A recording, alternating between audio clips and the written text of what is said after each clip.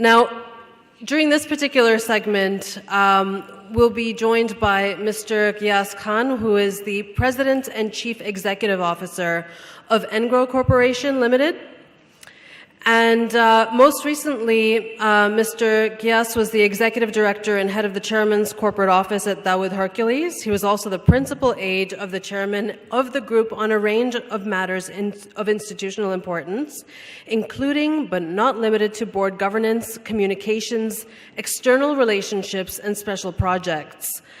He's also a strong believer in the social enterprise and the responsibility of businesses to environmental and human well-being, and holds an MBA from the Institute of Business Administration in Karachi. Mr. Ghias Khan.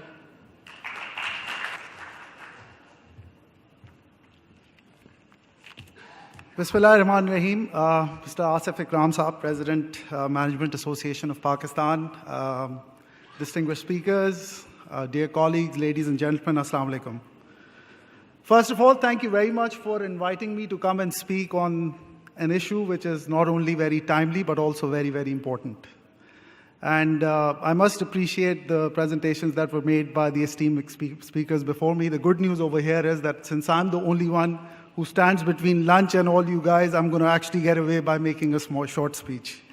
So anyway, the rising millennials, love them or hate them. Well, generally, I'm not okay with such binary choices, particularly when a word like hate is used. I think that's perhaps the wrong choice of word. It makes me a little uncomfortable. But nevertheless, as one of the esteemed speakers gave a number, that 47% of Pakistan's population is of millennials, one thing is for sure, that A, we need to, first of all, frame this issue right. I don't think it's about loving or hating millennials. I think the key over here is to understand them. And really, if we do a good job of that, then we and all our companies will have a future, otherwise they won't. So, just want to start off by saying that obviously a lot of research around the world and even in Pakistan has been done on the subject of digital disruption and what are some of those businesses which are perhaps more vulnerable to digital disruption. And one of the trends, or perhaps one of the characteristics which came out, was that organizations which had the ability of hiring and retaining millennials are far more capable of competing in the market against those companies which don't have the ability to hire and retain millennials. So that's how important this is.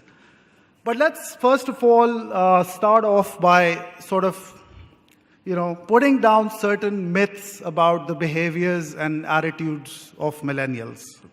So it's thought of that millennials simply don't care. They feel entitled. They are self-interested and narcissistic.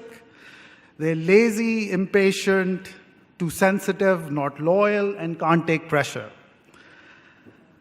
So I want to now give you my version of the truth, and by no means am I an expert. I'm a student of management. I've had the good fortune of working for a startup, for an IT startup in Pakistan for almost 14 to 15 years.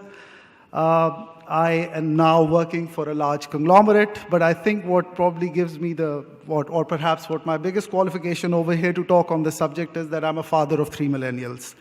So, getting straight into it,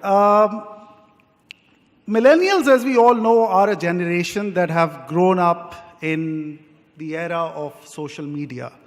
So they're perhaps the first generation which has been exposed to 2 different versions of reality. One is the official version through the media and the government, and the other is the real version, which is built by conversations that they have with people around them. And the difference between us, our generation, and them is that they're a lot more wary of principles, and they don't take them for granted. And they definitely recognize genuineness. And they take you on face value and give you that chance. And I've had some personal experience over here because about 8 to 9 years ago, in my previous company, which was a startup, we decided to run a elaborate management trainee program where we decided to approach LUMS and IBA, and I was told by a lot of people that, listen, which world are you living in? Why would anyone let go of opportunities in large multinationals and decide to, or would be interested in coming to a local company? But I said, well, let me give it a shot. And I actually went to IBA, had a session with the young, with the graduating class over there, and was asked some very, very pointed questions about the state of our company, about its cash flow issues, about this, that, and I was pretty blatant and very, very honest about the whole thing. And it ended up, even though I thought that we will not be able to hire a lot of people, but ended up hiring something like 15 people from LUMS and IBA. And I think it was a result of the fact that I was extremely candid, a bit too much about the company. And that's not something, perhaps, which would have worked in our times. I remember getting out of college in the late 90s, and the companies that we used to think about at that time was Citibank, ABN AMRO, Unilever, P&G, and we never really used to even consider working for startups. But times have changed, and I guess that shows that it's not that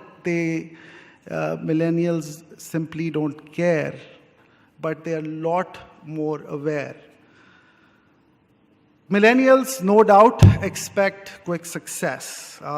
They are made to believe throughout their life that they are special, and that after their college, they will land with the dream job.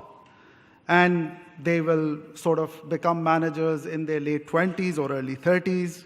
They've actually grown up in times where they've seen college dropouts become billionaires. So just to elaborate that further, and I'll use the example of our current organization, which has a system of promoting people which is directly proportional to their experience and age. And that's not something which is sitting very well with the new generation, with the millennials, and it gives us food for thought to think about how do we create opportunities. Because it's not that they have a sense of entitlement, it's just that they are looking for those opportunities. What they are reminding us of is that the fact that we have a lot of expectations of them, they are reminding us that they have a lot of expectations from us as well. They're self-interested and narcissistic. Well, think about this. They're projecting their identity on multiple screens from a very, very young age. From a very young age, they're judging people and are being judged. I can give you examples of my own kids. They often post pictures of their vacations on Facebook, even though I try to avoid them opening or social media accounts and going on WhatsApp as much as I could. But my son would come up to me and say, well, look, I've won a golf tournament. I want you to put up my picture. It's not that they are very self-interested, but the fact that they have to project themselves in the social media is becoming vitally important, because sooner or later, in fact, even now, it is something which is going to define their personality. And that is what results in them being so self-interested. There is a notion that they're lazy. I sort of kind of disagree with this, because if you give them the right environment, if you give them the right purpose, they're perhaps more hardworking. They don't follow 9 to 6 rules. They will work throughout the night. But the key over here is that if you give them purpose and if you define the job for them in a way which interests them and give them the right environment. Are they impatient? Well, they want instant gratification. That is a reality. Now, we live in a world where there is an app for everything. And for them to get accustomed to corporate life where things take time is a challenge. So there is no doubt that this sort of becomes a challenge. They are certainly very sensitive because they have a lot more empathy. They care a lot more about issues, about causes, about exploitation, about diversity, about environment, about the planet. But this can actually turn into a very big strength, particularly in an era of digital disruption. What is digital disruption? I'm sure, we've been hearing about this for so long, but I don't think all of us or any of us actually really understands the impact of that. But what is very, very clear is the fact that digital disruption is going to lead to organizations become a lot more customer-centric. And this generation of millennials is hardwired to be suitable for that environment because they have empathy, which means that they will understand the customers better than us, and they are very, very comfortable with technology. So the fact that they are very sensitive can actually be translated into a strength keeping in view that they are very, very comfortable in using technology. Not loyal. It's perhaps a fact, even though I've never really backed it up with, I've never really read up on it as such, but one thing's for sure that the time duration that millennials spend on each job is becoming shorter. They're looking to change. That's not because they're not loyal, because I think they're very vocal in calling out areas where the employers are not living up to the standards that they committed to. And they're very, very sensitive to that. So if you make promises, if you say that you will follow your values and you don't end up doing it, that's where you start losing millennials. So it's not just that they're not loyal. We have to ask ourselves that, are we really following what we are stating on fancy documents? I think going on to managing pressure, again, this is something which I kind of disagree with, because if you look at how social media has evolved, and something that I touched upon earlier, where kids, teenagers have to get very used to being judged by millions of people around the world, I think that's the kind of pressure that we never really experience. So the pressure that they're going through in their personal life is certainly going to make them more capable of handling professional pressure later on. So kind of disagree with this particular myth as well. Moving on to the next subject, which is what is perhaps the best way to manage millennials? And again, I'd like to state over here that what I'm going to talk about now is perhaps not just specific to millennials. It's some widely accepted management practices, but some of these are highly magnified when you talk of millennials. Number one is direction, and this applies to millennials regardless of the kind of size of organization they work with. And that's something that I've experienced very recently. Most of the millennials, by definition, are in the early stages of their career, but what they expect from you is clarity about the direction and vision of the company. And not just that, they want you to tell them that how they are contributing towards that direction. They want organizations to have a purpose which is beyond profits. It's not just about shareholder value, now it's about shared value, where economic and social returns are intertwined. And, well, very fortunate for me, I work for a company which actually lives by these values. And I have Sarfraz Saab over here sitting right in front, who helped create $1 billion company. And he will tell you himself that it was not perhaps just the pursuit of numbers, but it was also the pursuit of creating thousands and tens of thousands of jobs, which helped the company reach the level it did.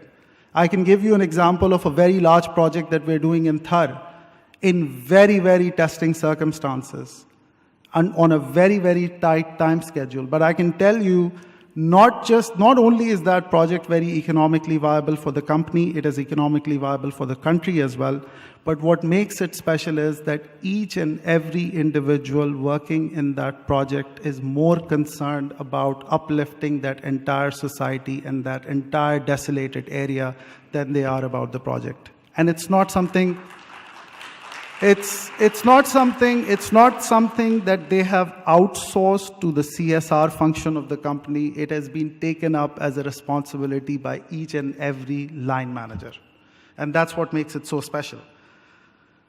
Millennials not just want recognition, timely recognition, but We also now need to rethink our compensation philosophies as well. A fixed salary will not do the trick.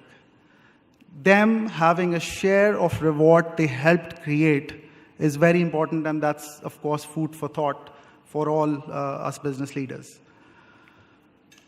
They want to watch us live our values. And from what I've read and what I've experienced, and I think perhaps one of the ways how they watch an organization live its values is how we hire people, why and when we fire people, and who gets promoted.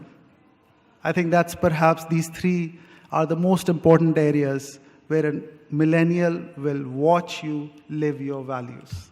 So this is something that we obviously need to be very, very mindful of. Lastly, be regular and very open in our communication with them. We live in a world, of course, where we are judged by end results, but millennials are perhaps far more interested in the journey, not just the end result.